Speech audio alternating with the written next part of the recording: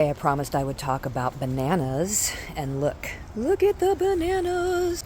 But would you believe me if I told you that this banana plant is not a tree?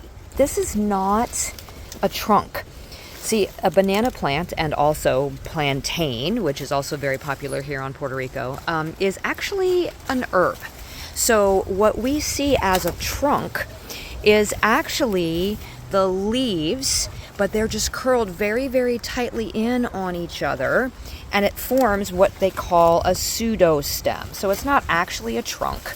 So both bananas and plantains are formed from rhizomes that are underneath the soil, just like, say, what we're used to with ginger, right? You have the rhizomes that we actually eat, but the rhizome underneath, and they have the green sprouts that come up, and that's how they reproduce. Okay, so for both plantains and bananas, which of course they're all in the same family, the plant only produces one fruiting. Okay, so you can see this one's actually coming from the one next to it, but it's got this long stalk, and you've got all these individual bunches of bananas, and it's got this ginormous flower. Is that not the coolest thing ever?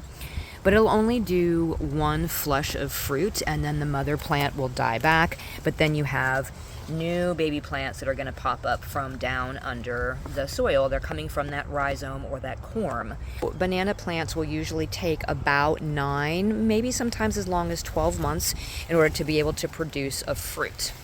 You can actually grow banana plants just like this in West Central Missouri, where I live. I actually have a friend who lives in the same little town that we do, who grows these every single year in her yard. Now, she only has ever gotten the flowers. This year she actually got fruit to start to develop, and I haven't checked with her to see whether or not she got hit by the frost or not, or whether or not they're still continuing. Normally, our summers are not enough for the ones near us to be able to accumulate enough heat hours in order to actually be able to produce an edible crop. But you can still grow them in your backyard just for the beautiful foliage. If you want like a tropical look in your backyard, which is what we're talking about now because we are just loving this. Even in West Central Missouri, in the Midwest, I can grow these. I just may not necessarily get fruit. And even if you just get the flowers, they are just stunning. I mean, look how cool these are, right? So even if you just have that hanging down with all of these big leaves, it would still be a really cool addition to your yard if you can get them to grow. But, you know, of course, the bonus of getting all of these fruits, yeah, I would love that. Don't think it's going to happen anytime soon in my yard, though.